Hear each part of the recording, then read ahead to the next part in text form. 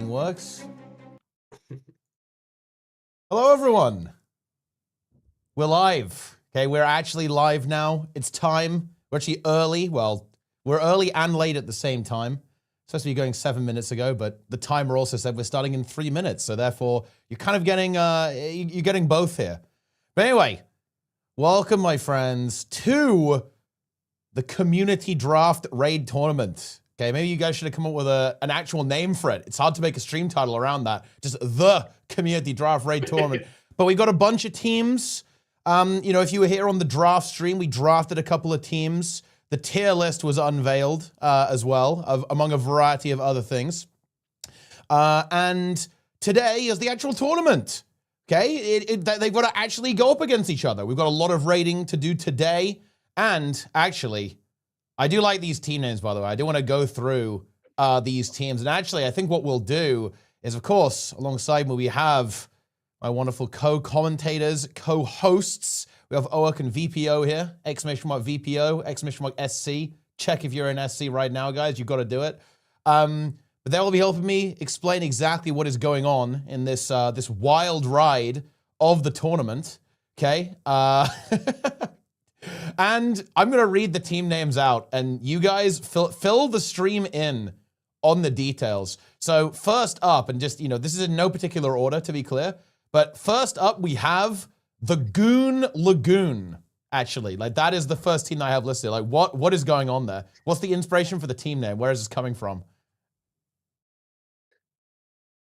Well, good question. I mean, I'm not the team. I don't know.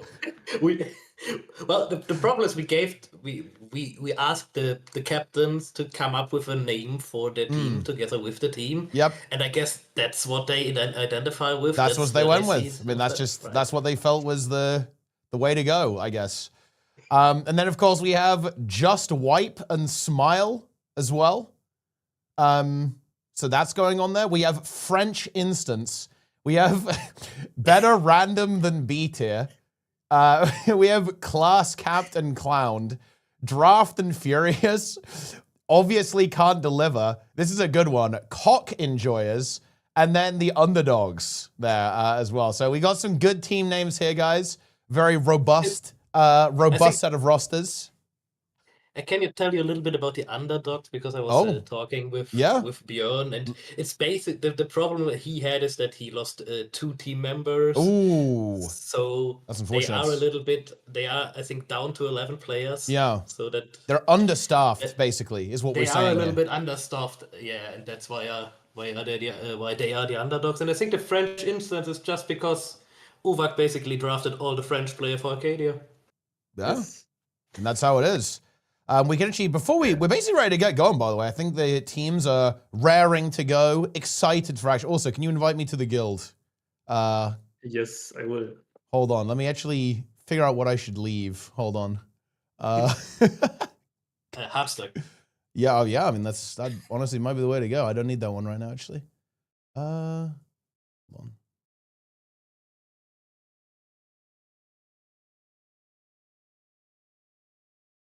Invite me. Oh. I'm on the Zero to Hero account right now. Oh. Can you send me the account name? Yeah. I can. I see. Apparently it's called French Instance because Arcadia can't pronounce fresh, and it's supposed to be Fresh Instance. Oh, interesting. There you go. Yeah, and the cock enjoyers are named after the power food. So not what you are thinking, guys. Yeah, like it's absolutely not what you're thinking. Definitely not. But anyway, I will quickly look at the bracket real quick, because we can see how the tournament's going to go. So basically, guys, we have a little seeding round, as you can see here, and that's going to be utilizing Wing 4, Wing 7, and then Wing 3, and then the rest of the tournament, it's not that complicated. You know, we've got this upper bracket and lower bracket format, and you finish in the finals. We've got all the wings in there. You know, Wing 8 is in the mix too as well in round 3. Round 2 is going to be Wing 6. Round 4 is Wing 1. Round 5 is Wing 5. Very appropriate. Round 6 is Wing 2. It's really not that complicated, my friends. It really, really isn't. So that's just the way it is. Kind of a little bit of a hybrid format. Pretty exciting stuff. Of course, we're going to have a bunch of teams going at the same time. All the teams are going to be going crazy in round one, and then there are going to be less teams, right? Like half the teams are going to go to the upper bracket, basically. The rest of them are going to the lower bracket who don't quite have what it takes to make it into that upper bracket. And then, of course, more and more teams will get eliminated as the tournament proceeds. Moving on to the finals, where someone actually wins at that point. Wow. There's one interesting thing about the final. So as you can see, all the wings are done before the final. So in the final, we have all the wings open again, and both of the team captains that are in the final can actually just ban wings until one wing remains, and that is then the final wing they're gonna play. And it's sudden death. It's all in, right? Like in that grand final, like it's all to play for. It's a 1v1.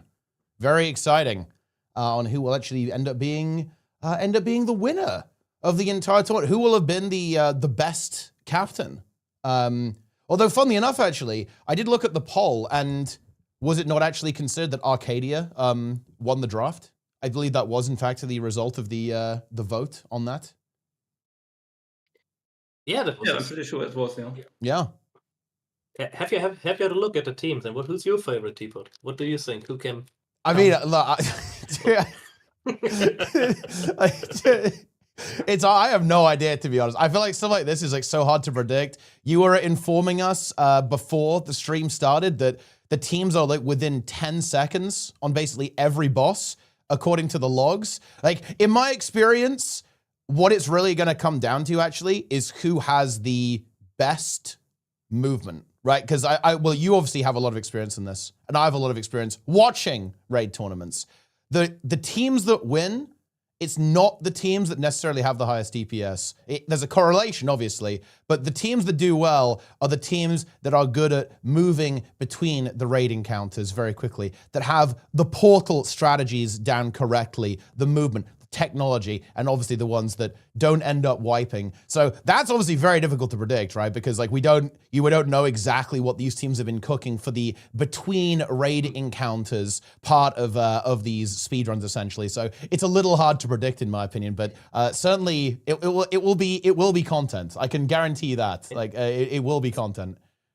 Also, what we saw in the logs, some of the teams had very interesting strats what to practice. So we saw a few teams who only practice lower bracket wings, and we saw a team that basically only practice upper bracket. So they heavily prioritized some wings over other wings. Yeah. I am now trying to make sure that my technology actually works. Let's see. I think, okay, the streamer from Better Random Than B tier might not be live, but that's fine. We can fix, I can get another one. I can get another one, guys. Not a big deal. Let me click. Surely one of them is going to work. Oh, what about this one? Pretty much all the teams are ready right now, so we can start in here. Yeah, I mean, we can go. Ah, there we go. I have located a streamer. And look at this technology, guys. Yeah, you saw my testing start there, because I was like, okay, I need to find some random streams that are live to see if I can test. I was like, Darren's is live. He's currently reviewing. He's doing his daily YouTube slop, so that's good. That was perfect timing. Have a look at that. But yeah, look, we've got 4 streams at the same time right now. Look at this technology, guys. Okay, this is incredible. We actually, well, look at this stuff. This is amazing. Okay, and yeah, we can actually swap between the teams. We'll try to keep as close eye on the action as we possibly can. Don't worry, though. I still have the 1v1 setup when we actually only have 2 teams going together as well. And I believe we're going into our 30-second timer. So get ready to go. And it's going to be a wing 4 to start, actually. And, well, we didn't have time. Okay, I believe that it was VPO who lovingly created us some slideshows to go over some strats. We have disregarded that because we hate you. So that's bad news, and we have no respect for your time, unfortunately. But maybe you can tell us a little bit about what you expect, right? Going into this wing 4. So directly at the start, one thing that we will see the teams doing here now is GGing the first cutscene to just save a little bit of dialogue and make Glennar start a little bit faster. That's just some neat little strat that you can see used right here. And then I think until Samarok it is there's not much happening other than killing the bosses. There's some nice portal threads after Cairn, but for between Cairn and Mursad Overseer. But the first part we're coming up to now is just a big DPS race, and we will see who can pump the most. So yeah, let's get hyped for that. I feel like that's a little bit of a story of Wing 4 in general, right? Like, I imagine the strategies are going to be very similar, right, amongst the teams here, especially because we are dealing with normal mode here, right? Like, I would have, I think, imagine if we just made them do Cairn CM. I feel like everyone despises Cairn CM. It's not even difficult, right? Yeah. It's just annoying. Yeah. Nobody wants to do this, like, on CM. It's just absolute, slight annoyance the entire way. But yeah, I think we're going to be seeing very similar things. You can see similar compositions, of course, being utilized. Like Thief, of course, going to be a big thing that pops up here. Because, of course, it lets you skip the little mini-game puzzle, essentially removing just like essentially a small segment of the raid. So you're going to see that. You're going to see portals to skip back and forth a little bit to speed up the shovel segment. And other than that, it's just going to be do a lot of DPS, right? And you can see that all of the teams kind of cranking away pretty heavily here. Do bear in mind, dear viewers, that there is a little bit of desync. You probably saw the streams start a little bit differently. That's because obviously there's delay on these streams. We aren't directly hacking, and we each have a downstate for French instance. What on earth is going on here? But it doesn't matter because we do, of course, basically get towards the end of that kill there. And so far, I don't know exactly. It's hard to watch every stream, but I believe we could be looking at maybe French instance, kind of being a little bit in the lead there. Is it anyone ahead of French instance on your POVs? I think this French instant is a little bit is in the lead right now, yeah. But they are neck and neck to Draft and Furious. Ooh, let me load up Draft and Furious. Is Crunch streaming from Draft and Furious? We're about to find out. I clicked the stream. The answer to that may be yes. I do have the Radillion stream, but yeah. Well, I mean, we have many options, to be honest. Yeah, like there's 5 streams from Draft and Furious. I respect that. That's actually very based, right? They're locked in. They're actually engaged with the tournament, right? But there was a.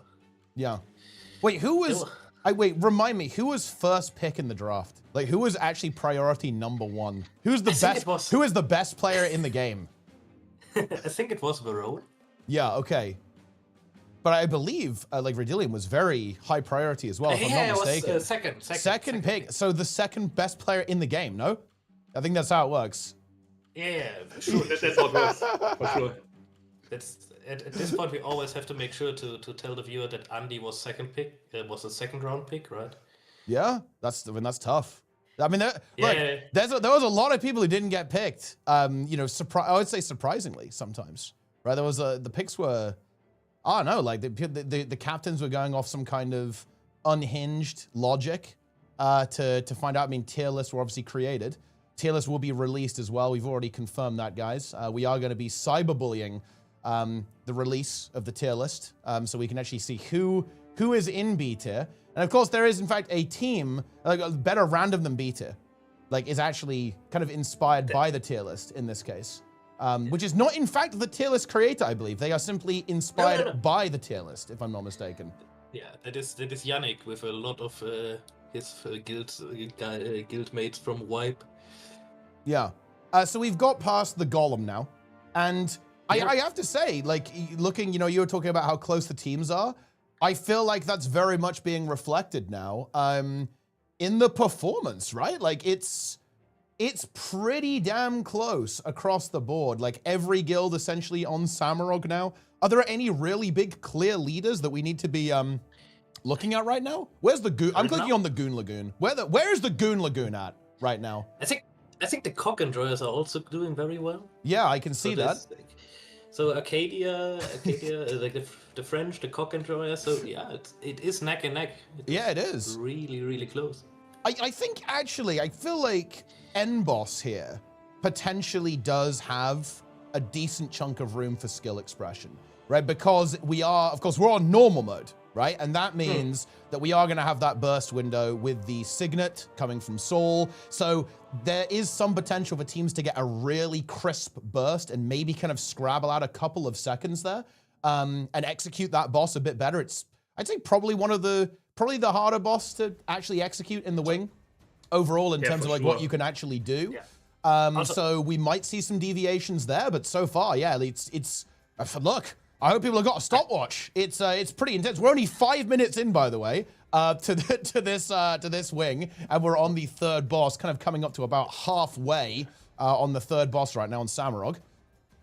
And I also can tell you from experience, even with hardcore kills and very good players, if you greed for DPS in the Signet and there is a black, sometimes you trigger it. Exactly. You can step in and, well, we all know what happens then, you know, like it can spell complete disaster. The entire arena is covered in slime. And, well, look, honestly, even with today's situation, that's not where you want to be, right? Like, you do not want that situation. Of course, these teams are going to be running very aggressive compositions as well. So if you go downstate, things can get a little bit scary, right? Like, you're only going to be running one healer, zero healers sometimes, in fact, right? Of course, on a lot of these runs. And that means if stuff starts to go wrong, you don't have that safety net of a healer potentially, and certainly not two healers on any of these runs. So you do have to be a little bit careful because we are essentially seeing speed run strategies being used here. This is not like a progression strat. This is not a get the kill, no downstate strat, right? This is very much a do as much DPS as possible because the margin on these competitions, it's going to be seconds, not minutes, unless something goes very, very badly wrong, which of course is always a possibility. But that is the nature of this type of event. Also, one thing about Deimos and in speed kills is you will probably sacrifice the 50 and the 25% green, so you will be up there with 8 people. If something goes wrong in the last phases, that is very, very punishing. Yeah. Oh. We see the first 2G of the break bar.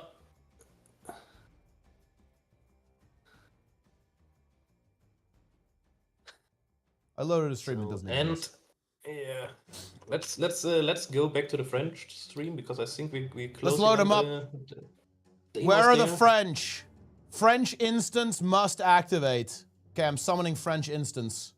They're starting Demos right now, if I'm not mistaken. But then again, I feel like, looking at my stream, the Goon Lagoon, potentially, and the Cock Enjoyers, also in kind of hot pursuit here, no? Yeah, they are. And also what you see now is they're waiting there on the portal, so they have to wait for Glenna to deactivate the cutscene, because otherwise you lose 20 seconds to the cutscene, and then they're gonna portal the person in. So it is really neck and neck. Yeah, it's very, very close right now. French instance, I feel like they are still currently leading. It is hard to tell with the delay, obviously, but I believe that is the case as they have actually got through the first little, of course, the chain phase, and now we're actually burning the boss. Cock Enjoyers now going into the Shadow Realm at the same time. The Goon Lagoon now engaging the boss too. Obviously can't deliver, just starting Demos. But let's see, are there any other teams, or where are the other teams at right now? I think we have most of them are starting demos right now. We have one team still at Samurog, but yeah. Yeah, very intense scenario right now, and as you can see, all of the streams that we're watching are currently battling the boss, and, well, blink and you'll miss it, because as you can see, the DPS is indeed very, very high on all of these rosters, and of course, a very good point that you brought up is that this strategy, it might be something that you're not going to see in your Demos pugs. We're basically going to be skipping a lot of these ad phases by simply sacrificing the player. This does kind of put a bit of pressure on the group when you get up to the final burn phase, of course, because you're going to have 2 of those souls beating away at you for the final part of the encounter. Obviously won't be too much of a difficulty, let's be honest here. Well, at least theoretically anyway. But that does, of course, allow you to phase the boss even quicker by not sacrificing any uptime to deal with those ads. French instance nearly at that 10% burn, by the way. Second green now being sacrificed. We actually have an oil. The Cock Enjoyers, they've choked. No. They have triggered an oil. They have a full death. Unfortunately, the Cock Enjoyers have been punished. But oh no. Yeah. They're also running a very risky strategy. Like they only have one healer, the druid, who is also handcrafting. So I feel we're in quite a lot of danger here for the Cock Enjoyers, actually, and obviously can't deliver. Also in a slightly unfortunate situation. We see Brick here kiting on the Druid as well, but a player is also in the dead state. French Instants have 2 down states, but those are the sacrifice moves. The Goon Lagoon! The Goon Lagoon throws as well! 3 down states now coming through from the Goon Lagoon, and a massive expanded oil covering the arena. B tier is also just finishing the boss right Oh, now. hold on. Wait, let me locate them. I think B tier is in the lead. Oh, my goodness me. Hold on. Let me actually quickly load up that stream in just a moment, and we'll see what's going on here. I think They just kill the boss? They just killed the boss? They just killed the boss? I'm trying to load it. Hold on. Wait. Yes. I'm trying to see who's. I can't remember who's live from that team. Okay, I found one. Okay, yeah, better, as you can see, better random than B tier has secured the kill. Goon Lagoon and French is just cleared as well. Goon Lagoon going into 10%. Cock Enjoyers have just teleported up. This is going to be an interesting race between the Cock Enjoyers and the Goon Lagoon. Although I think the Cock Enjoyers should have the potential advantage here, but they're actually very, very low indeed. Goon Lagoon now about to blast. They're a couple of seconds behind. But can they leverage some additional DPS to somehow find a way? I think the answer to that is no. In fact, it is no. As the Cock Enjoyers are going to get the kill, they're losing a couple more players at the end too. Hold on though, actually. It's maybe not so easy so they're not a couple more players from Cock Enjoyers. Oh, they just barely get it, I think, before the Goon Lagoon. Mere seconds in between. Okay, there we go. All right, are there any other teams? Yeah, of course, we do have some nerds. They're going to be looking, guys, at the times, figuring out exactly what the hell is going on with this stuff. Looking at the class cap and clown to finish day. I'm loading it up. Is there any other team that is still going? We have Class Captain Clown. They are actually getting towards... Wait, what actually happened with this team? Did they have an oopsie? That's kind of what I'm wondering here because, of course, you can see the DPS here. People are blasting away, but there must have been something that did go quite badly wrong for them to be at this stage in the encounter. I think they were very far behind at Samurott, but I didn't catch what... Yes, exactly. What caused that potential issue going on there. Let's see. Is there any other team that is still going, or is it merely Class Captain Clowned still remaining? I think it's only them. I don't see anyone else. So back to you. Maybe you're a different streamer from this. Well, I mean, look, that seems good then. As you can see, the team's already getting ready to actually go into Kiev Adashim, which is going to be our next wing, of course. This is a very even field. You just saw here. Yes. Yeah, I mean, of course, I imagine we are getting the results starting to come through soon. We'll obviously have a quick look at that before we hop onto our Wing 7. But yeah, we have the first round kind of finishing up. Here's Class Captain Clowned. It's kind of finishing the job. And they're getting that kill there right at the end. But I would say overall, I mean, if we're looking at the timer, the slowest team there, like the round is going to end at just over 13 minutes. Was the slowest time. So a fairly strong showing, I would say, from basically all of the rosters. And of course, we'll give you guys an update on who exactly won as soon as we possibly can. I believe the times are now coming in. I will read the times off live as they come in, guys. So our first time that has been confirmed for this Wing 4 is French Instance with 10:52. Bear in mind, this is not in order necessarily of placement. I'm just reading the times as they come in, guys, to be clear, right? So 10:52 with French Instance has been confirmed. The Goon Lagoon with an 11:34. Draft and Furious, 11:07. And let's see, we're just waiting for the other times to move into the mix. Oh, another one's being typed in. The Cock Enjoyers, 11:26. Okay. These are all very, very good times. These are very respectable. These are respectable. If you joined a pug, sub 11 minutes, so good. Yeah. To put it in comparison, like a year ago, the record for this wing was still 10:30. So we are very, very close. So we are talking about like 45 to a minute second to the all-time records. And I think they're just the random but B tier time came in. Oh, 10:50. Oh, very close actually. Better random than B tier with a 10:54, just 2 seconds after French Instance. Just Wipe and Smile with a 12:15 time.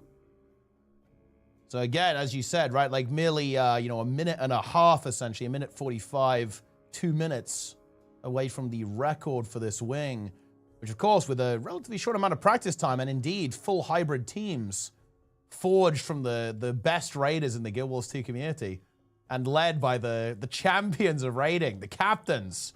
Very impressive stuff. What the hell is going on here? Like there's some kind of, wait, the Goon Lagoon is actually, they have added Goon content to their own stream, and they're now displaying it on our stream as well. I feel violated by what is happening here. I feel like you choose to show them, but well, yeah. I mean, I could move away from it at any time, but look, I want the views, man. And look, let me tell you what. If I want to get the views, I want to get that ad revenue. I think I'm going to leave that stream on there, right? Like, let's just go ahead and leave it there. Okay, but I think more times are coming in. Class Captain Clown, that was, again, our team that was kind of heading up the rear with a 13-13. So still, look, we're not going to be complaining about that, right? That's not bad at all. And the remaining two teams are now kind of filling in. An 11-19 from Obviously Can't Deliver. And then let's see what the Underdogs cooked up, which is, I believe, the final time that we're waiting to get confirmed. Oh, here we go. And of course, with that, we'll be able to... point distribution? Yeah, we will be able to confirm that as soon as we have our final time. And then we can talk about the actual placements for that first round.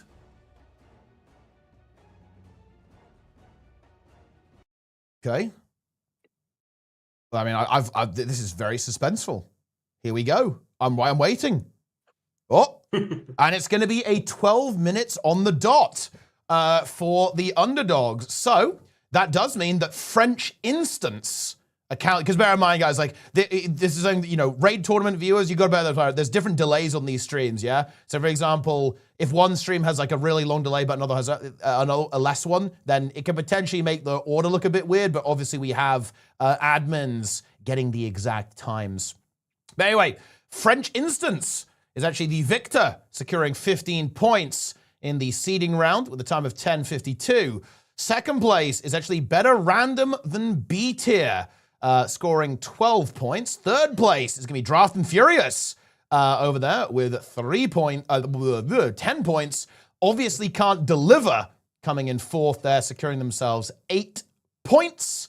And then it's going to be the Cock Enjoyers with fifth place, the Goon Lagoon, sixth place, the Underdogs, seventh place, Just Wipe and Smile in eighth place, and then Class Capped and Clowned in ninth position. Now, of course, we have 2 more rounds to go for the seeding, and that's going to basically create this upper and lower bracket from the result of these rounds. So you do want to pump, right? Like, at the end of the day, being in the upper bracket, that does mean you've got that lifeline. If you do have a defeat, then that means you're able to continue your tournament life in the lower bracket. So these seeding rounds matter. You want to be in that upper bracket. Give yourself a little bit of breathing room to survive the tournament, because, of course, you don't want to be in that situation where you're one win or one loss, rather, away from being eliminated, right? That's a scary position to be in. So we want to pump it. On the other hand, it also means you have to play Wing 3 and Wing 5. So that is maybe true. You say, maybe you say, I would rather play Wing 6 and Wing 1 with my life than having to play Wing 3 or Wing 5. Am I cooked? Isn't it Wing 8? Sorry, I said Wing 8. Dude, Wing bro 3, doesn't even know his own tournament. Everyone has to play Wing 3, dude. Everyone plays Wing 3. Okay, everyone plays. Okay, Wing 8. Yeah, you do have to. I mean, Wing. Look. I was watching the finals of the last tour. We can see what happens on Wing 8. Let me tell you about that. Okay. Yeah. I have not played too much Wing 8, so I would rather not play it in a tournament setting. I can tell you that. Yeah.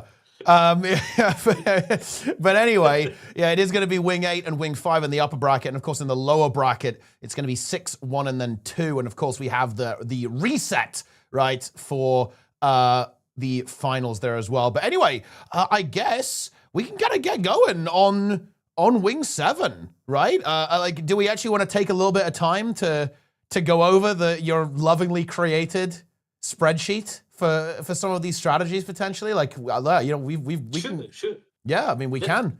while the teams are getting ready, we have that ability, I believe. It is possible. Let's have a little look at what we can do in Wing 7. Right? Okay. So there's a few strats that we can highlight. Yeah. Okay. It is now on the stream. I am clicking on it. I have clicked it. I am on gate. Okay. You are on gate. So one of the things you probably, if you just show the clip, right? So one of this just start the clip, and one of the things you just probably never will see in like any random route is you're basically sending someone off just to pull those gems, so you can you will not kill them because that takes time. So you will just send your team, and you will cap the circles. Meanwhile, someone is just pulling the gems away, and you keep pulling. Yep, it is very big actually. Blasting. Yep. You can definitely go quite a bit further with this one. And of course, you'll also be seeing a lot of CC abilities used to quickly gather together the mobs or even push them out of the circle so you're able to capture them. PvP scenario, guys. Okay, this is PvP 101. Okay, decap builds are meta in PvE, let me tell you that. I think next is going to be the pre-events that it's going to tell us about. Yeah. So basically, also there, you want to split the pre-event. You don't want to do them one at a time. You're splitting the group. You will portal from the one pre-event to the Ley Rift, and then just start Sabir immediately afterwards. So this is also where you. This is the things where you usually in like normal static you don't put that much effort in. Like everybody does the pre-event, goes to the boss, AFK for like a minute, and then you have like a 20-25 minutes Wing 7. Now you really optimize those pre-events here because you want to have the fastest swing times. 100%. Of course, yeah, you can see the little clip of that splitting up, clearing everything, then going directly into Sabir there at the end, fighting the rock thing. And then, of course, you actually have the bosses. I feel like Sabir is actually one of the more interesting ones to look at as well here. There's a lot of tech on this boss. Some weird platform movements combined with portals. It gives you some pretty interesting movement that ends up happening here, right? One of my favorite portals is the portal you can just do there right from the start. So you don't even start at the boss. You just do a portal in between.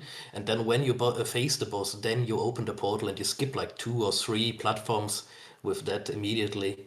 Even though you obviously lose a little bit of boss DPS. But yeah. And I'm not sure if we mentioned that yet, but in this tourney we put a class restriction in here. So you can only have 3 of the same classes. So you really have to choose what kind of class you want for like what you want for like mobility, portals, and so on. So you really have to optimize this as well. So for example, on Sabir you want to have the Mesmers for the cool portals, but if we go to Adina, then you want some classes that can deal with the hands. Exactly. Because Adina is very much gated by the hands and not by the boss DPS itself. So Blade Sworn is an example for that user. Exactly. You just see he just slashes. Look at this both one hands. shot. That's crazy. This is just incredible stuff. Look at Blade. And people say that Warrior isn't good. Okay, I see this all the time. People come. I read the forums. People are crying about this. Look at this. This is broken. This is clearly broken. Insane. Blade Sword Nadina is extremely good. Yeah. I think if you go on the next slide, you also see it for the four hands. But it just goes to the Kadeen the Pillars dialogue skip. Where's the 4 hands? Where's the 4 hands clip, huh? Okay, then I did. What are you doing, bro? What is this? I screwed up the slide. Yeah. Wait. It also says lamp. Wait, lamp strat? Yeah. What is this? Okay. Yeah. There was yeah, well, I think there was the wrong slide. This is probably the dialogue skip. Yeah, yeah, it is. But there was supposed to be a slide about. Okay, yeah. I screwed that slide. Well. So yeah, QDP. We do the lamp strat in QDP. Yeah, so this might be.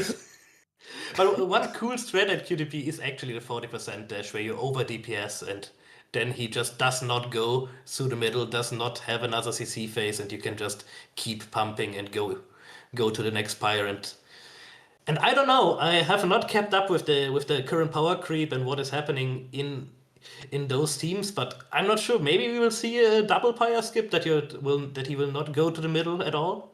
That is something. I think it's doable, yeah. I think it's very doable, but I don't know if the teams did it. I don't know if that has happened, because you need a lot of DPS and you need good timing, because it can bug out if you have too much DPS or if it's not correctly. So PewDiePie is a boss known for really wonky mechanics, but maybe we will see a triple skip there. Just something I'm looking forward. Yeah. But yeah.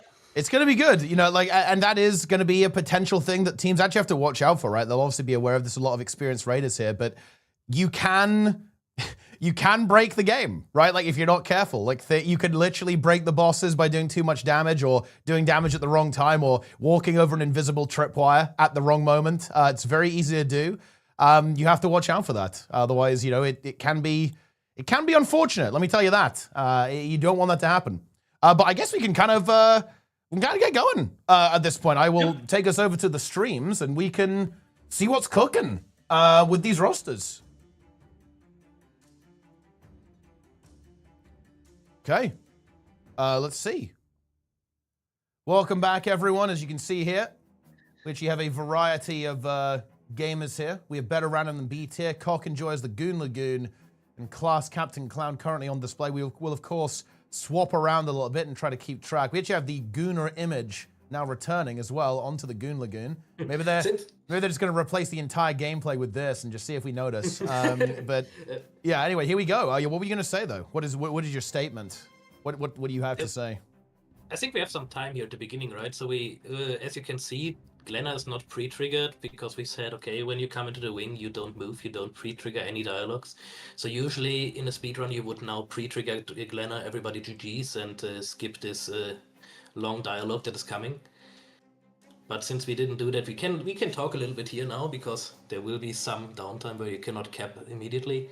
So let's just have a look at the comms, and I see a few warriors already, which will be very good at Adina. Of course, I see Ellis, which will be always good. I am a little bit of... I did expect more Mesmer, so I see teams without triple Mesmer. I would expect triple Mesmer in this wing, but yeah. Anything from the comp that you think that is noticeable here? I mean, I think you pretty much always want to Bladethorns just for Adina, and then you can play Spellbreaker or again Bladethorn on Zabir. These are super good classes. Yeah, Catalyst is just in general the best quickness class. It provides so many defensive boons. So we are very often seeing this in the non-heal group. So yeah, one group is the healer, where the healer is providing all the defensive boons and also like might and alacrity in most cases. But the other group gets a Catalyst, where the Catalyst is providing defensive boons and offensive boons like might, protection, resistance, yeah, resolution. Yeah, pretty much the whole package. Yeah, and DPS classes. I mean, you need some kiters, so this is a big restriction on the comms. You need kiters, which are often thieves, like Deadeyes, or scourges. The difficulty with thief is that you have to play thief on Adina, which is not the best pick there. So it's a little bit difficult to make thief work on Adina.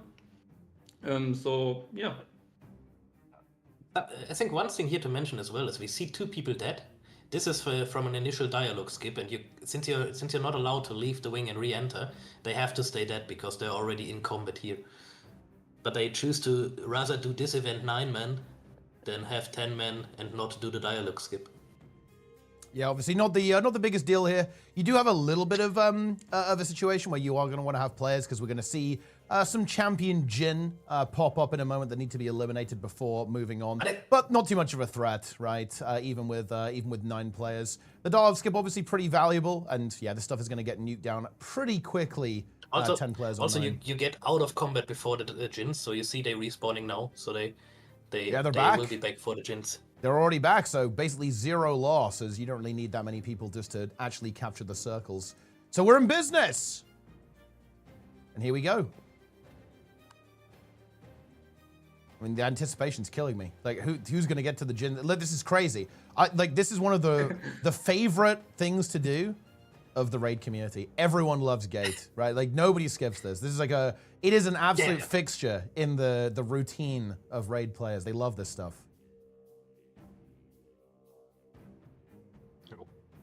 I think here we go. Lagoon is already at the second part of Jins, but they're not stacked. They're not stacked well. Yeah, so it can be a bit finicky to get these to actually stack up, right? Like they can be they can not cooperate sometimes. That's kind of what's happened with the Goon Lagoon. It's not that bad. They got one of them down. They just got to finish off the other one now. I think actually no, one was, it wasn't dead. It was just clipping into the wall. Never mind. So they've got to finish these off. But there we go. They get them down. The Goon Lagoon is going to make it through. But actually, better random than B tier has also pushed through. And the Cock Enjoyers have also muscled their way through this event. So I think we're in for a little bit of a similar scenario, to be honest, as we saw before, right? I think we're coming up to a dialogue skip now. So if you're not careful here and the wrong person gets the dialogue line and can't GG it in time, we could lose a lot of time. But yeah, everyone is neck and neck and just waiting for the pre-event right now.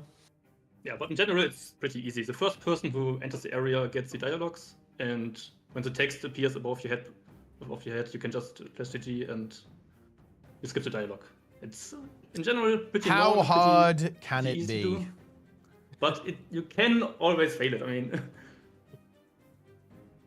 Yeah, just don't fail though, no? Just don't fail. I think we saw this actually used in the tournament the first time doing HIP 3 in Wing 7. It used to be in dungeons a lot, but yeah.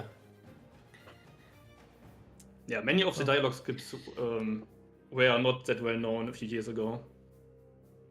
What do you make of the theory that ArenaNet added this kind of segment that you can't really do much about because they wanted every raid player to quit after Path of Fire? What do you think about that?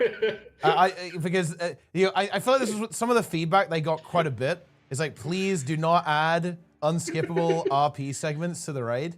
And then they did it in the most like brutal way imaginable in Wing 7. They like dialed it up to 11. And it's like, well, the question is like, was it intentional? Like, was it on purpose? Like, these are the questions we have to ask about the development of the game.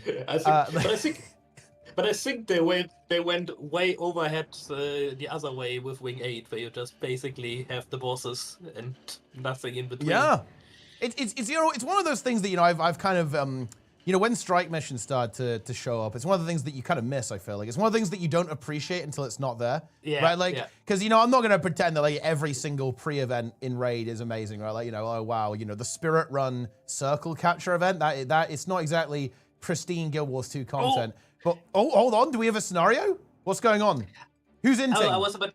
No, nobody's inting. But you say the Spirit Cap, and it's one of those events I think is very underappreciated, because if you use your own mobility skills at someone, it's an event where you can actually cut off like 10-15 seconds just by moving faster and yeah. There we see the portal already at the beat event. The better random than beat here is quite good in the league, no? So I mean, from what I'm seeing, it looks like it's kind of neck and neck. They're a little bit ahead, I would say, right now of a lot of the teams. They're kind of neck and neck with French Instance, I believe. Draft and Furious, though, I would say performing extremely well, too, as they're also on that second platform, pushing Sabir to 60% now. Cock Enjoyers in a similar scenario, too, but well, again, it's a little bit difficult to tell, of course, but I think that Draft and Furious might actually currently be leading in this Wing 7, at least from what it looks like on my end, unless there's another team that's even outperforming them, potentially the Goon Lagoon.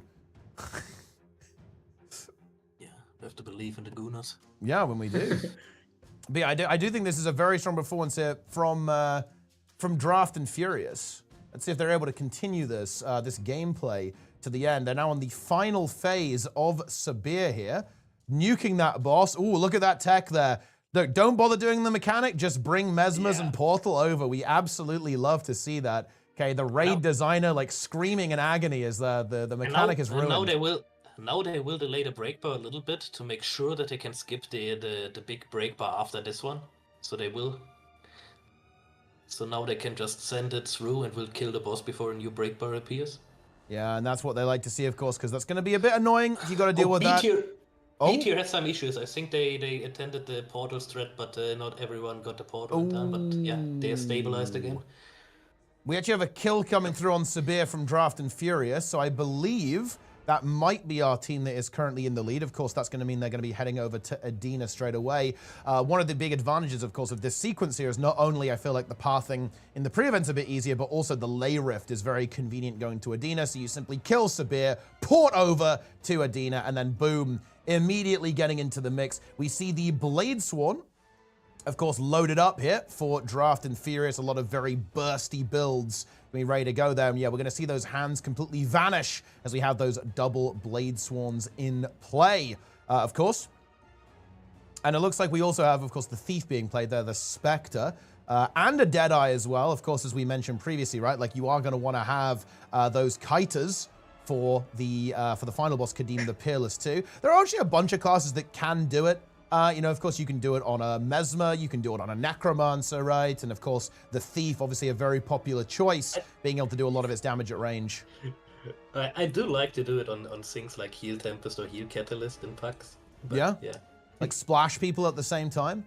Look, you know, you gotta do the old school strat, okay? Like you'd play it as a healer, but you like, okay, so like what we did on progression, right, is we would have like the healer run under the orb and like ferry it to every pylon, right? Like that's what you do. You just like run around in circles, like have the healer do the entire mechanic. That's the Guild Wars 2-way. But yeah, Adina really having a rough time. Okay, yeah, getting deleted over here. It's like, why aren't the hands doing anything? Okay, like 5 years ago, these hands killed people. What's going on? But not so much anymore.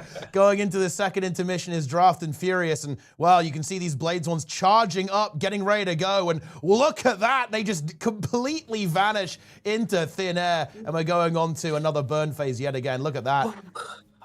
Oh, we lost a player on better random than beat here, I think. What a noob. No. It's the streamer as well. The streamer is ruining your viewing experience, guys, by being dead. You hate to see that. You that's not good. I think that is a right lightning issue. Yeah. I think that was a right lightning into a hand or a wall. Yeah. You really hate to see that. That is, it really is a classic, right? You know, sometimes movement skills, they can get you. I don't know what to tell you. And that's why you don't play Ellie. Yeah, it is, but it's too difficult, no? It is simply too difficult. They need to make the class easier. They need to make Fire Wizard, single element evoker be the best DPS. We will get that in the next X-Pack, right? Yeah. So. I mean, like, isn't Fire Wizard actually pretty good right now? Like, Fire Wizard is not. It is, yeah. It's not bad. Like, you can play it. Like, you know, maybe some of the teams are playing it in this tournament right now. We don't know. Like, wait, isn't that the Condit Elec Fire Wizard? I think it's very similar. Yeah. Power, no? Power, yeah. Wait, Yeah, I think it can be both. I think, but It's the Inferno trade, which is like a hybrid. It's got a hybrid. Yeah. It's a hybrid build. They added the trait that your burn scale with your power damage, so you basically just stay on Power Scepter, and it. Yeah. And it's still Condi. It's both. I think it's probably one of the best elect DPS classes right now in the game. So, I mean, there you go. So look, what you're telling me is that Fire Wizard is essentially viable as an elect supporter right now. Yeah, it's probably it's one in the of the game. best in slot elect it's supporters. best in slot. But guys, Fire Wizard, log in. It's time. You can be a Fire Wizard. Thing is though, the Fire Wizards won't be happy until it's Staff. So it needs to be like Staff, Fire Wizard. Yeah, it's not. It's a small staff, right? So it's not quite good enough, but it is getting there. We have the team starting to get through now. Draft and Furious, though, like seriously, am I wrong on this? Draft and Furious is owning, no? They own it, and they play, and we see some staff mirages here on PewDiePie, which historically always was one of the best classes on PewDiePie. So yeah.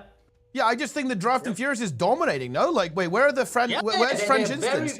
Like, wait, I'm loading in some French streams here, but like, I don't think anyone can stop Draft and Furious. They're just free farming. The Cock Enjoyers. Can you go to the Cock Enjoyers? I'm loading up the cock. I think the Cock Enjoyers are. Oh, Brick just took a wrong lay rift. What? Brick, what are you doing, dude? Hello? But the Cock Enjoyers are behind Draft and Furious. Yeah. Draft and Furious had also the best logs for this wing, so I mean that's no surprise then. Off. Yeah. Yeah. What is going on here though? Like how I feel like Draft and Furious is just dominating right now. They're a significant part ahead of even the Cock Enjoyers. Yeah. If I had to guess, it's not that. I mean, it's obviously like not close, but it's also not that close. To be honest. I think the French instance is in a third place right now, but it is between the Cock Enjoyers, Draft and Furious, and the French instant right now, I think. Yeah, this is very impressive stuff. Wait, what? Class Captain Clown, like the stream froze. Let me see if I can find another one there. Any streamers? Oh wait, they're on Adina, but they're nearly dead to Adina actually. We have 3 deaths from Class Captain Clown on Adina right now. Ooh. They're trying to scrabble their way through, trying to make it, seeing if they can get to the end. But they actually, well, I think they have. They just got out of the final intermission, so they should be good to go. But look, they're obviously very far behind their opponents, as Fast and Furious are actually in the final burns. They finished the boss right now, yeah. Yeah. Very good. They are absolutely going berserk. They're going insane DPS. They're pumping. They're going to be going for these skips. Obviously, can they get at least one? Let's see. No. Very close. Keep close. pumping. Oh. I think they get it. Do they get it? No. No, not quite, unfortunately, I think. Oh, actually, well, kind of. Yeah, they kinda got it. Yeah. It's one of those times where you get it, but it does not really save your time. Yeah. And they're blasting away now, just kind of finishing off this boss. And this is going to be a very impressive time, I have to say. Yeah. Probably going to be a sub 15-minute run if I had to guess. 30 seconds on the clock to make that happen. Cock and Joyous obviously can't deliver, and indeed French Instance very much in hot pursuit as of right now. But I don't think anyone is going to be able to stop Draft and Furious from taking this Wing 7 and securing themselves a lot of points. I think people said the same in ERP3, but yeah, it is normal mode, so probably. Yeah, they're not the same level of volatility. Oh, but there's a few down states on Draft and Furious. They keep. Yeah, 5%. The last phase takes quite long because of this of the bad you take. So, but they're gonna get it. Yeah, they get the kill. About 15:07, according to my clock, of course, and that's not accounting for delay, but sort of in that region. Pretty good time there. Cock and Joy is coming up next. Responsible time. It's a very good time. Yeah, let's see where the French Instance roster is as well, loading up that stream. It's relatively close between French Instance and Cock and Joy. As you said, I believe we are looking at a 3rd place for French Instance. Cock and Joy is finishing off the boss, looking to lock in 2nd place for all of those points. Class Captain Clown, just showing up to Kadeem, so they have 17 years left in their run. Obviously can't deliver. Actually have a dead player. That could potentially be damaging, as of course, there's a lot of players kind of in the running for getting these kills right now. So we could be in a situation where things get very, very close indeed. French Instance is about to start finishing off their boss as well. We have a full wipe on Kadeem from Class Captain Clown. They actually concede. They are going to go for a full reset. And yeah, that's going to be a tough position for them to recover from. They also struggled in Wing 4. They are not in the best position right now. Wait, the Goon Lagoon and French Instance are very close, by the way. I believe French Instance might be a hair ahead, but it's so unbelievably close. French Instance getting that kill. You know, they get it. The Goon Lagoon, 1% behind. We talked about ERP3. We see it again here on Kadeem as a very close running there. Spicy retime. Yeah, that is, of course, to be clear, guys, that will come down to the stopwatch. It's possible the Goon Lagoon actually did finish ahead if the delay is greater on their stream, for example, but we will obviously make sure that is the case. But yeah, you can see how close it is, right? Like, the draft. The draft was a competitive draft, right? Like, the tier list was clearly working for this. Obviously can't deliver. Actually having a little bit of instability, by the way, if you're seeing this now. Some problems here. But they should get it, right? They're actually playing the tethers somewhat clean compared to other teams, but they have 2 players down, so... Yeah, but this is what I like. Do you really play the tethers clean when half your team is already dead at that point? Okay. But I think they will finish. I think this is literally unwipeable. Right? Good jinx, yeah. Yeah, that's, I feel like that's a very risky statement to make there, right? Yeah. That's, okay. you got to be a little bit careful saying that. Things can happen, things can go pretty badly wrong. But yeah, better random than B tier, kind of cleaning up here as well. Just Wipe and Smile is in a scenario, by the way. We potentially have an interest. Because I believe they must have also wiped to Kadeem, if I'm not mistaken, as they are actually a little bit behind Class Captain Clown, who also obviously did have a wipe as well. Obviously can't deliver. Have finished up their wing as well. Despite Brick taking a wrong turn, didn't hamper their progress too much. We do have a dead play. We have a floor POV on better random than B tier. once again, but they are getting to 10%, so they shouldn't be having too many issues there. So I believe the remaining thing for us to watch is going to be Just Wipe and Smile versus Class Captain Clown. Will there be another wipe that could potentially flip the script here? I don't know.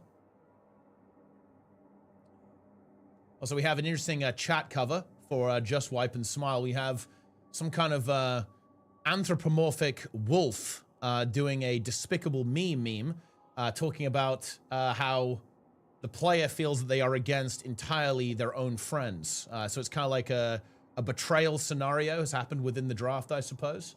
But there you have it. Yeah, I don't know. That's the situation.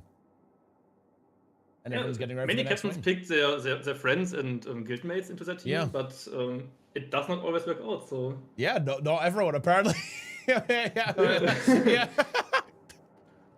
But anyway, yeah, Class Captain Clown kind of finishing the job here. Kadeem getting very, very low. I don't think Just Wipe and Smile is going to be able to catch up unless we are really overusing the ERP3 script somehow. A little bit too much. Get a rerun of that. But yeah, it looks like we should be getting to the end of this round here. HP.dll telling us the HP number, about 12 million health left on Kadeem. Oh, we do have a downstate there on Just Wipe and Smile, but that's certainly not going to help them kill the boss quicker than their opponents. Class Captain Clown just finishing the job here. Couple of % left over. They just have to not die to the random AoE circles and I don't know, stand-in stuff. Watch out for the invisible line, guys. Okay, that's going to be fixed, by the way, very soon. You know, surely. That's getting fixed. Yeah. There is a big raid update coming, so maybe they fix some of the bugs. That would actually be hype. Imagine if they went back and they actually fixed the bugs. Like, surely... Wait, no! I don't think they'll put it in the quick play. Like, there's no way Kadeem the Peerless is going to be in quick play, right? So they don't need to fix it. It's not important. They'll only fix the bugs on the ones that are going to be in the quick play. I don't know. I mean, I don't know. The future for quick play is... Maybe they put it in the quick play in the future. Maybe they make a quick play version for that without pylons or something. Yeah. It would actually be hype. I would love it if they did add every raid wing and it was just like Raza. Like Raza shows up and like does the lamp for you on Kadeem. He just like goes in. Like imagine if he's hand kiting. Imagine like pops so he's like running around in circles hand kiting. Like he like Raza's Rev, right? It makes sense. It makes sense. You just put him as a kite on QDP on Kadeem 1. He's just sitting there with him killing the slabs. Yeah, sure. Exactly. That's big. But anyway, I believe that's the end of the round. Yeah, we are done. So, of course, we are going to be getting our results. In fact, the results are coming in, guys. So let's take a look at what's going on here. So we have these confirmed times again in no particular order. We'll wait for them all to be timed. The Goon Lagoon with a 16:23. Draft and Furious, and look at that. Yeah, accounting for stream delay, guys, they actually do come in at a 14:59, so 1 second under 15 minutes. Very impressive there. Yes. Cock Enjoyers with a 15 minute and 37 second run. The Underdogs, 16 minutes and 24. Class Captain Clown with a 19 minute and 58 run. And French Instance with 16:23. I mean, that is wait, hold on. Wait, we're in trouble here, no? The Goon Lagoon has 16:23. Underdog 16:24 and French Instance also 16:23. So less than a second between the Goon Lagoon and French Instance. Yeah, we probably need another retime on that. Yeah, I don't know how we're gonna. Yeah, they're gonna have to. Yeah, we're gonna have to actually take it down to the hairs to actually figure out what's going on here. Retime it by the frame. Yeah, they are gonna have to do that. Yeah, they're gonna have to go at a higher resolution than 1 second. So they obviously will figure that out in a couple of moments. Obviously can't deliver next time being secured there with 17 minutes and 22 seconds. You can see the rankings start to form. I think what's interesting, by the way, is that there's, and also very unsurprising, right? We talked about how Wing 4 is basically just like a big pump check, right? Not really a lot of mechanics going on there to deal with outside of Deimos, obviously. But I think we see a lot more deviation in Wing 7 between the teams, right? And I think that is entirely expected as there's much more complicated pathing and indeed mechanical execution and strategic execution on these encounters compared to Wing 4. And well, let me tell you, Wing 3, Wing 3. Wing 3 could either be the most uninteresting wing or the most insane wing, and I think it will probably lean to the most insane wing. There is so much that can go wrong on Wing 3. Is it the most cursed speedrun wing? I know that everyone likes to start with it, right? Like, it's one of the worst, at least. I think Wing 3 is one of the most interesting speedrun wings. Yeah. If you don't have to do it in a live setting. If I can just restart when something fails, it is. So here's the things where you can just miserably fail, right? You have Escort, where everything can go wrong. And yes, it's your own. It is you failing it, but still everything can go wrong. Oh yes. You have MC Leo D, or McLeod, as some people call him. You can skip phases there and just randomly or more or less you can randomly gain 20 seconds or lose 20 seconds to not hitting that skip. That is something where Blade Swan exceeds again, where you just play the Blade Swan. I mean, you have KC, which has very random mechanics that can be better or worse depending on the DPS that is in the patch right now. So I think with current DPS, it's probably doesn't matter what mechanic you get. I don't think it should. It shouldn't for these teams. These teams have good DPS. Like, I don't think they'll have too much of a problem. Yeah, but if the thing is, you're going for mid threat, so you want to get the. So if you want to go for the mid threat, let's see. So you want to go for the mid threat. Okay, let's just go with the Escort, and let's just have a look at what crazy portals you do. You split in like 2 teams. You have one small team at the bottom, or you have like 5 teams like intended. You cap the towers very fast. You just pull Glenna through all the damage, and then you prepare to go to the next.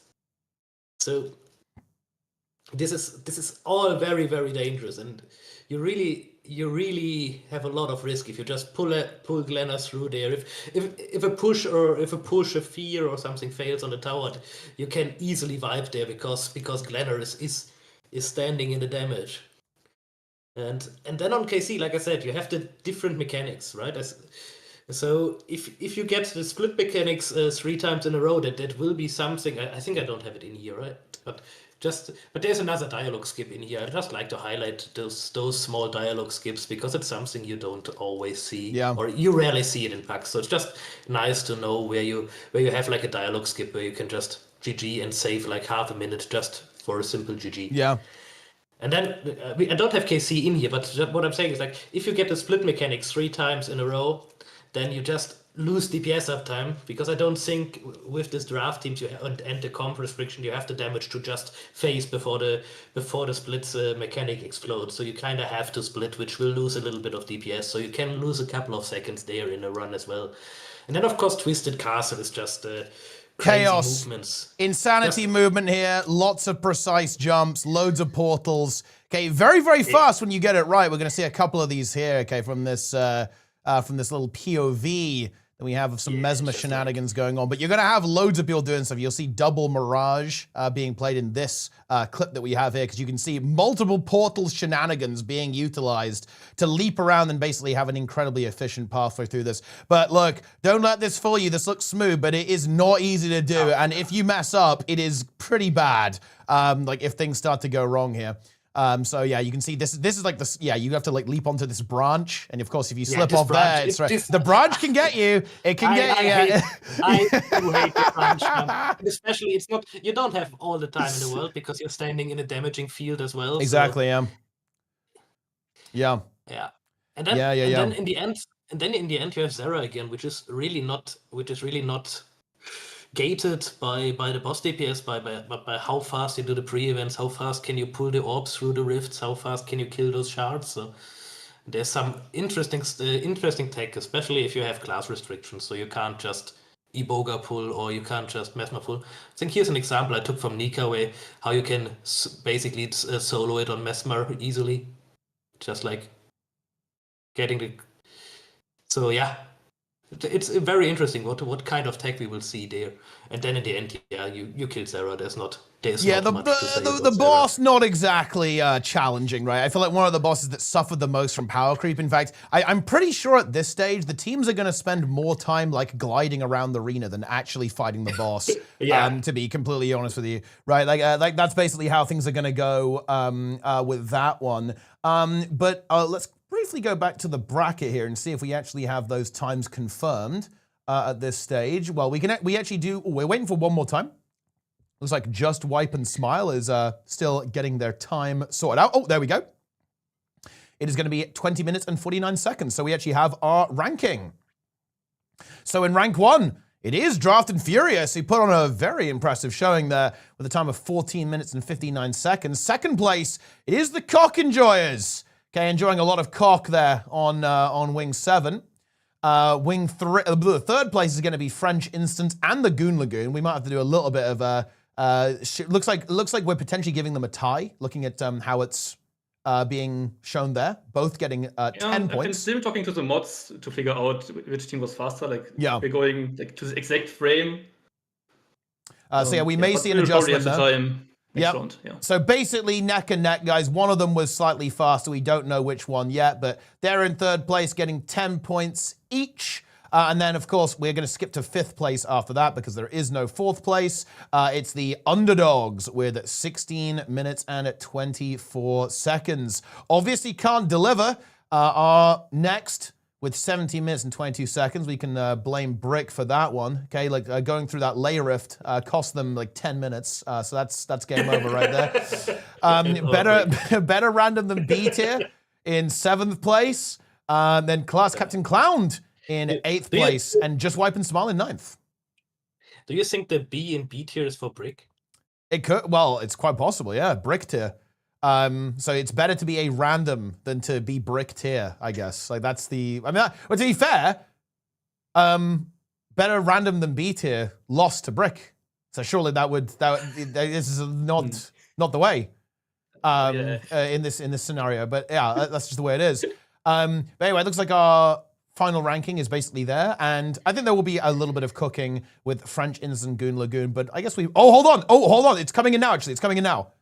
Okay, here we go. So, French Instance, 16 minutes, 22 seconds, 0.4 is the time. Okay? Let's see if we have the same for the Goon Lagoon. Oh, the green box is moving up. Here we go. It is just crazy that the Underdogs also are only 1 second off. Yeah. Just a single second off securing that potentially second place, or third place, rather.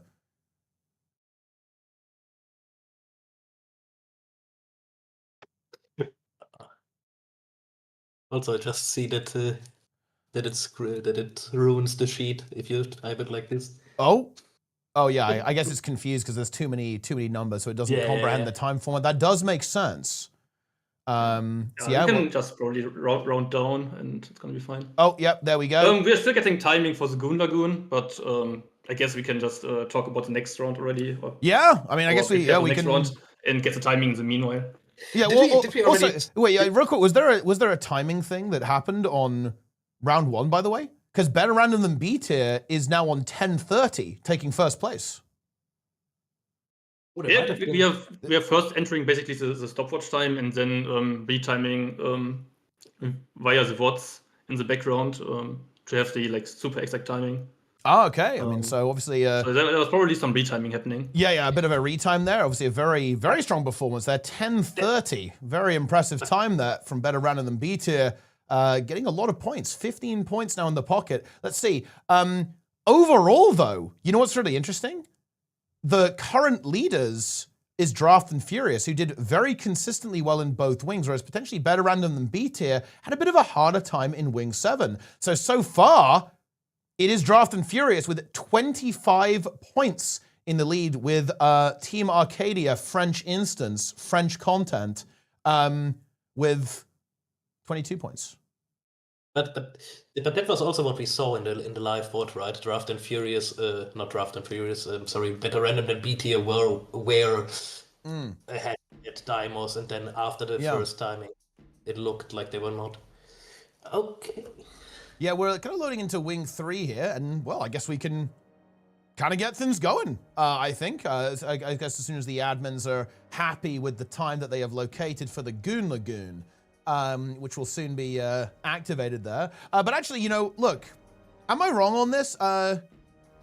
Surely Arcadia has to be feeling good going into Wing 3. Is this not the French instance? Like, I seem to recall that Wing 3 is kind of the domain of the French, no? Or at least like it is a raid one where French players have performed well, like VS, I think. VS, if I'm not mistaken. Yeah, VS had the record for Yeah. the Wings 3 several times, and yeah, I think Arcadia should be also with MCA getting the unrestricted record there after the what was it, after the first OCD tournament? No, not OCD. What was it called? The Chaos tournament. So I think Arcadia should be doing very well in Arcadia's team should be doing very well here in Wings 3. But then again, it is Wings 3 after all, so everything can happen. Yeah, escort is risky.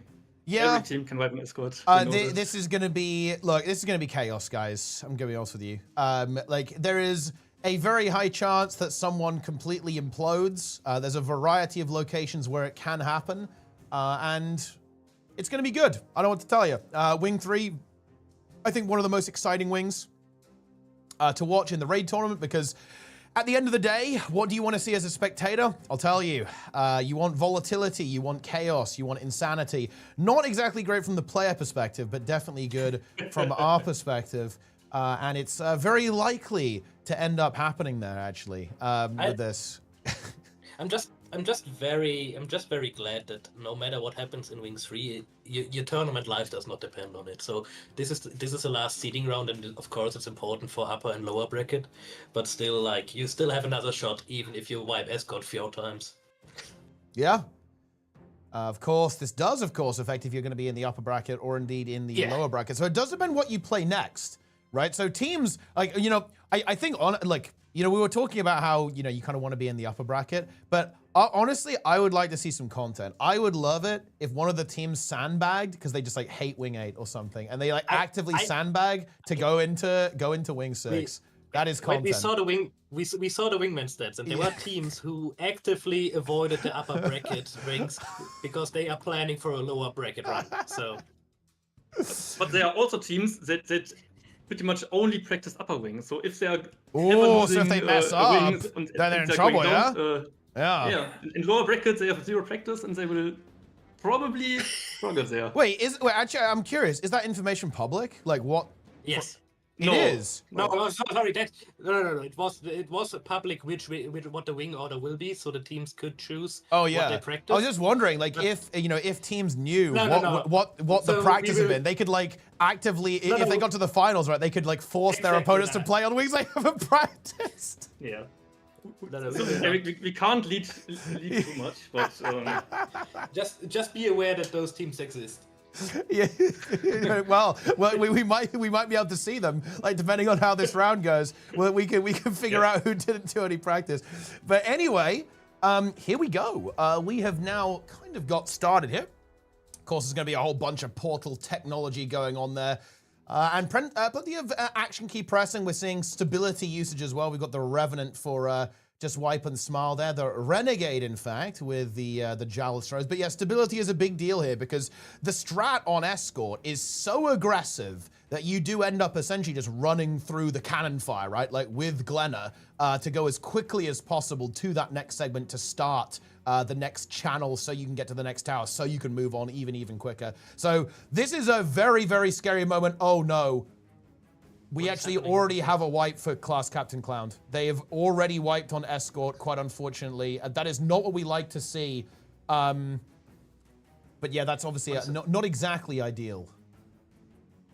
Oh, and Beta Random and BTA didn't start. Wait, let me check. What is happening with the Beta Random or BTA? I think that stream just isn't live. That's why. Okay. Yeah, like basically the way my system works is that it will just When a stream isn't going, it will just stay on that frame forever until I swap it. Okay, it will be the eternal frame. I see it in my split screen as well. So something there's not. Oh, is there some potential problem maybe, or what? Well, I mean, I don't know. Look, honestly, maybe they're just giving themselves a handicap. Okay, not a big deal, guys. It is what it is. But anyway, the teams are pushing round. Just Wipe and Smile actually going pretty well here. They're zerging for it. Oh, a downstate there for obviously can't deliver. They're now pushing forwards as well, going around the final corner. Of course, this is where things can get spooky. These dogs are going to be massing up as more and more of them spawn. The way you want to deal with this, of course, is by mass blinding them so they aren't able to kill Glenna. They're basically just like single-mindedly trying to hunt down your Azura. But you can, of course, blind them to prevent those attacks going through to kill your NPC. So that's exactly what these teams are doing here. Draft and Furious coming up to the final segment. I think they're one of the first teams to actually spawn the mini-boss at the end. So Draft and Furious looking strong yet again, actually, in this round. Let's see if we get face skips. So, nope. Yeah. Or not. I believe, I think there is a Blade Swan in play, and of course that is essentially going to be part of that tactic. Let's see if they're able to get it again. Let's see if we get a face skip here. Don't think so. No. No. Not. It was kind of close there, though, actually. It's pretty hard with a single Blade Swan. Yeah. And